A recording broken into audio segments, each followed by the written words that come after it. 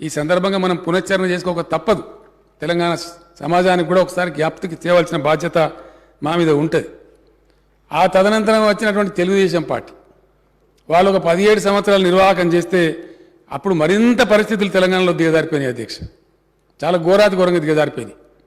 ఎంత ఘోరంగా దిగజారినాయి అంటే ఆ రోజు స్పీకర్ స్థానంలో కూర్చున్నటువంటి వ్యక్తి తమరు కూర్చున్న స్థానాన్ని అధిష్ఠించిన వ్యక్తి అధ్యక్ష ప్రణయ్ భాస్కర్ అనే ఒక ఎమ్మెల్యే తెలంగాణ అంటే నో తెలంగాణ అనే పదం వాడటానికి వీల్లేదు అని స్పీకర్ రూలింగ్ ఇచ్చినటువంటి స్థాయికి తెలంగాణ దిగజారిపోతే ఆ రోజు కూడా మౌన ప్రేక్షక పాత్ర వహించింది కూడా కాంగ్రెస్ పార్టీ అధ్యక్ష. అపోజిషన్లో ఉండి కూడా వీళ్ళ నోర్లు పెగలలే. అదంతా కూడా చరిత్ర కదా అధ్యక్ష, హిస్టరీ కదా, దాన్ని ఎవరు కాదనరు. ఆ విధంగా జరుగుతూ చివరికి చంద్రబాబు నాయుడు ముఖ్యమంత్రి గారు ఉన్న సమయంలో ఆయన విపరీతంగా విద్యుత్ ఛార్జీలు పెంచేసి సంస్కరణల పేరు పెట్టి ఆ ముసుగులో విద్యుత్ ఛార్జీలు పెంచి 1 సంవత్సరం కాదు 3 సంవత్సరాలు కంటిన్యూగా 15% చొప్పున పెరుగుద్దని చెప్తే అప్పటికప్పుడే నేను ఒక నిరసన లేఖ రాసిన అధ్యక్ష. నేను ఆ రోజు డిప్యూటీ స్పీకర్ ఉండేవాడిని. నిరసన లేఖ రాసినంత పేపర్లలో వచ్చింది బహిరంగంగా. ఆ తర్వాత కమ్యూనిస్ట్ పార్టీల ఆధ్వర్యంలో బషీర్బాగ్లో ప్రజలు రైతులు నిరసన తెలియజేయడానికి హైదరాబాద్ వస్తే పట్టబగలు 11 మీరెక్కడదండి, మీరు తర్వాత వచ్చి కూర్చున్నారు. మీరు తర్వాత వచ్చి కూర్చున్నారండి, మాకు తెలియదా? మీ ఎమ్మెల్యేల నిరాదీక్ష అవన్నీ మాకు తెలుసండి, మేము ఎక్కడ పోయినాం, మేము ఉన్నాం కదా. ఆ ప్రదర్శన జరిగింది కమ్యూనిస్ట్ పార్టీల అధ్యక్ష. చనిపోయిన వాళ్ళు కూడా కమ్యూనిస్ట్ పార్టీల యొక్క కార్యకర్తల అధ్యక్ష, వీళ్ళు ఎవరు కాదు. వీళ్ళు ఆ తర్వాత ఇదొక మోక దొరికిందని అలా దొరబడి ఆ ఓల్డ్ ఎమ్మెల్యే క్వార్టర్స్ కాదు దీక్ష ప్రయత్నం మొదలుపెట్టారు అధ్యక్ష. అంతవరకు తప్ప ఏం చేయలే. 3 దారుణంగా కాల్చి చెప్పారు అధ్యక్ష. నేను అబద్ధాలు చెప్తలేనండి, చరిత్ర. It's a fact on record sir. ఉన్నానండి. మీరు తర్వాత దీక్ష వేసి 10th లో ఉన్నారు, అందరికి తెలుసు ఆ విషయం. అంత అయిపోయిన తర్వాత సల్లగా వచ్చి అప్పుడు శిబిరం పెట్టారు అధ్యక్ష. వీళ్ళు ఇక ముందరికి చాలా ఉన్నదండి మీ చరిత్ర. ముందరికి మీరు ఎక్కడెక్కడన్నారో అంతున్నది మీ చరిత్ర. తొందరపడితే ఎట్లా అధ్యక్ష? ఆ తదనంతరం ఈ పరాకాష్ఠ అయిపోయింది, లాభం లేదు.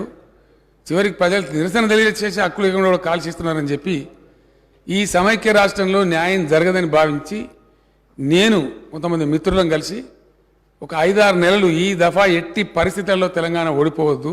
ఎందుకంటే అధ్యక్ష ఈ కాంగ్రెస్ పార్టీ నాయకులే తేపకొకలు బయలుదేరాలి, జై తెలంగాణ అనాలి, పిలిచి మంత్రి పదవి చేయగానే దుకాణం బంద్ చేయాలి. ఇది ఎట్లా తయారైందంటే తెలంగాణ ఉద్యమం అంటే వాడు నమ్మని పరిస్థితి వచ్చింది అధ్యక్ష. వీళ్ళు ఎక్కడ చేస్తారండి ఉద్యమం అనే పరిస్థితి వచ్చింది. అనేక దఫాలుగా ఈ ఉద్యమాలు చేపట్టి విరమించుకున్న వాళ్ళు కూడా కాంగ్రెస్ నాయకుల అధ్యక్ష. నేను పేరు చెప్పదలుచుకోలేదు, చెప్పమంటే కూడా చెప్తా, నాకేం అభ్యంతరం లేదు. ఎవరెవరు చేసిన అనేది, ఏ రూపాలలో చేసిన అనేది కూడా నా దగ్గర ఉంది అధ్యక్ష. తదనంతరం ఒక 5-6 నెలలు సుదీర్ఘంగా చర్చ జరిపి మేధోమదనం చేసి ఎట్లా రావాలి తెలంగాణ ప్రజలనే తెలంగాణ విశ్వాసం లేకుండా పోయింది. ఉద్యమం చేద్దామంటే కూడా వాళ్ళు సహకరించే పరిస్థితి లేదు, అంతా కారుచీకటి అలుముకున్నదని చెప్పి ఒక 5-6 మాసాలు ఉద్యమ పందా పూర్తి స్థాయిలో నిర్ణయించుకొని చివరికి 2001 ఏప్రిల్ 27 నాడు స్వర్గీయ కొండాలక్ష్మణ్ గారి ఇంట్లో వారు ఆశ్రయం ఇస్తే మేము అక్కడ జెండా ఎగిరేసి జై తెలంగాణ ప్రస్థానం ప్రారంభించాం అధ్యక్ష.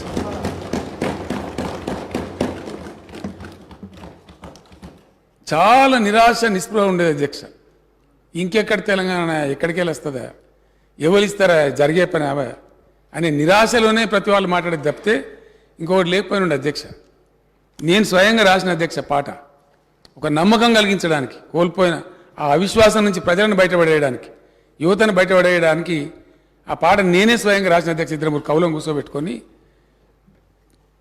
సిపాయిల తిరుగుబాటు విఫలం అయ్యిందని అనుకుంటే దేశానికి స్వాతంత్రం వచ్చేదా, రాజీలేని పోరాటమే విజయం సాధిస్తుంది, ముమ్మాటికి తెలంగాణ రాష్ట్రం వచ్చి తీరుతుందని ఆ పాట నేనే రాసిన అధ్యక్ష. అదే పద్ధతులలో రాజీలేని పోరాటం చేసిన అధ్యక్ష. మేము ఎక్కడ వెనుకకు పోలే. అనేక ప్రలోభాలు పెట్టినారు, పార్టీని జీల్చే ప్రయత్నాలు చేసినారు, చాలా చేసినారు. అనేక రకాలుగా బాగా హింసకు కూడా గురి చేసినారు. అయినా కూడా మేము ఎక్కడ ఎన్నిదిరగకుండా పోరాడినాం కాబట్టి తెలంగాణ ఇయ్యవలసిన ఒక కంపల్షన్ క్రియేట్ అయింది కాబట్టి ఆ కంపల్షన్లో వచ్చింది అధ్యక్ష. దానికి సంబంధించి కొన్ని విషయాలు మర్చిపోలేము అధ్యక్ష. ఆ గాయాలు చాలా చాలా గుర్తుంటాయి. వీళ్ళు పెట్టినటువంటి గాయాలు, వీళ్ళు పెట్టినటువంటి బాధలు, ఉద్యమాన్ని అవహేళన చేసిన పద్ధతి, ఉద్యమంలో పాల్గొన్నటువంటి ఆనాటి నాయకులను అవహేళన చేసిన పద్ధతి, ఆంధ్ర నాయకులకు ఏ విధంగా వీళ్ళు తాబేదారులుగా వివరించిన పద్ధతి అందరికీ తెలుసు అధ్యక్ష. ఇదే శాసనసభలో కొన్ని సంఘటనలు జరిగినాయి అధ్యక్ష. ఇదే శాసనసభలు, ఎక్కనో కాదు అధ్యక్ష. 2004 అద్భుతంగా మేము విజృంభిస్తూ ఉన్నాం. అప్పటికి 10 సంవత్సరాలు కాంగ్రెస్ అధికారం కోల్పోయి ఒక నిరాశ అలుముకున్నది వాళ్ళ లోపల. తెలంగాణ అంటే మనకు ఏదైనా నూకలు చెల్తారని చెప్పి మేము తెలంగాణ ఇస్తాం, మనం పొత్తు కలుస్తామని మేము కలిసాం అధ్యక్ష. మంచి మాట, ఎందుకంటే ఢిల్లీకి పోవాలి, ఉద్యోగం ఇక్కడనే గలీలో ఉండకూడదు. It should go to Delhi. దీన్ని తీసుకొని పోవడానికి బెస్ట్ వెహికల్ అని ఆలోచించి మేము ఆ రోజు పొత్తు కలిసినాం. కలిసిన తర్వాత అక్కడ కామన్ మినిమం ప్రోగ్రాంలో పెట్టించినాం అధ్యక్ష, చాలా కష్టపడి. ఆ తర్వాత రాష్ట్రపతి ప్రసంగంలో కూడా చెప్పించినాం. ఆ తర్వాత మళ్ళీ దుకాణం మొదలవుతుంది అధ్యక్ష. మళ్ళా పాత కథనే, కుక్కతోక వంకర అన్నట్టుగా కాంగ్రెస్ పార్టీ ఎన్ని రకాలుగా రాసి రంపాన పెట్టిందంటే, ఆనాడు ఉన్న ముఖ్యమంత్రులు మాట్లాడిన మాటలు, చేసిన అవహేళనలు మేము ఇప్పుడు మా జీవితంలో కూడా మర్చిపోం అధ్యక్ష. ఇయ్యాలనే కాదు, చరిత్ర ఉన్న రోజులు తప్పకుండా ఉంటుంది అది. ఏ విధంగా అధ్యక్ష, సెకండ్ ఎస్ఆర్సీ మళ్ళీ రావాలి అని వాళ్ళు మాట్లాడు, తెలంగాణ కాంగ్రెస్ దానికి తబలా కొట్టుడు. అట్లా కంటిన్యూగా రాజశేఖర రెడ్డి తెలంగాణలో ఉడితే ఎంత బాగుండు అని అప్పుడున్న జగిత్యాల ఎమ్మెల్యే జీవన్ రెడ్డి గారు మాట్లాడతారు అధ్యక్ష. ఆయన రాజశేఖర రెడ్డి గారు పోయి పోలింగ్ అయిపోయిన తర్వాత నంద్యాల ఇట్లా టైం చూసుకొని ఆ సీన్లను ఉన్నాయి అధ్యక్ష ఇప్పుడు టీవీల దగ్గర. ఇక తెలంగాణ 5 o'clock పోలింగ్ అయిపోగానే నంద్యాల సభలో వారు చెప్తారు, ఇక తెలంగాణ కోనాడు మనం వీసాలు తీసుకోవాలి కాబట్టి తెలంగాణ ప్రశ్నే లేదు అని వాళ్ళు చెప్పుడు, వీళ్ళు మౌనంగా ఉండు. ఇదంతా నిజం కదా అధ్యక్ష.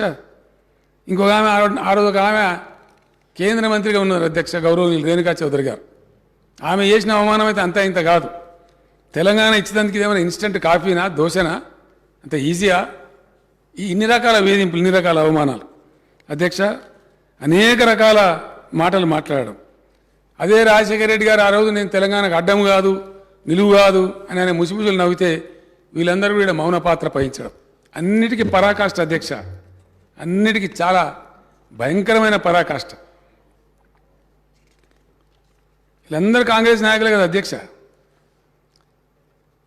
చివరి ముఖ్యమంత్రి సమైక్య రాష్ట్రానికి కిరణ్ కుమార్ రెడ్డి గారు, ఆయన చేసిన అవమానాలు అయితే ఇన్ని కావు. ఆయన టీవీ కాడ పోవడం, అంధకారం అయితే చెప్పడం, రకరకాలు చెప్పడం, చివరికి పరాకాష్ఠగా ఇదే శాసనసభకు బట్టి విక్రమార్క గారు డిప్యూటీ స్పీకర్ ఉన్నారు అధ్యక్ష. శ్రీధర్ బాబు గారు కూడా మంత్రి ఉన్నారు ఆ రోజు. ఇంకా చాలామంది మంత్రులు ఉన్నారు, ఇదే బెంచ్లలో కూర్చో ఉన్నారు. నేను నిలబడ్డ సీట్లో ఆయన నిలబడి తెలంగాణకు 1 రూపాయి కూడా ఇవ్వను, ఏం చేసుకుంటారో చేసుకోపోండి అని మాట్లాడితే ఒక్క కాంగ్రెస్ నాయకుడు, ఒక ఎమ్మెల్యే, ఒక మంత్రి లేచి అట్టెట్లంటారండి అని అడగలేదు అధ్యక్ష. మౌనంగా బెల్లం కొట్టిన రాళ్ళ లెక్క కూర్చున్నారు తప్ప ఒక్క మంత్రి కూడా లేచి అడగలే, మీరు అట్టెట్లంటారండి, మీరు సమైక్య రాష్ట్రానికి ముఖ్యమంత్రి అని చెప్పి అడిగేటువంటి సాహసం కూడా కనీసం చేయలే. ఇది ఫ్యాక్ట్ కదా. మా దగ్గర వీడియోస్ అన్నీ ఉన్నాయి అధ్యక్ష. ఇప్పుడు మీకు కావాలంటే రేపు చూపెడదాం, సభ ఎక్స్టెండ్ చేయండి ఒక రోజు, ఆ క్లిప్స్ అన్ని తెచ్చి చూపెడతా అధ్యక్ష. నేను అవన్నీ కూడా ఉన్నాయి. ఇక బీజేపీ అధ్యక్ష, వీళ్ళు ఇట్లా అంటే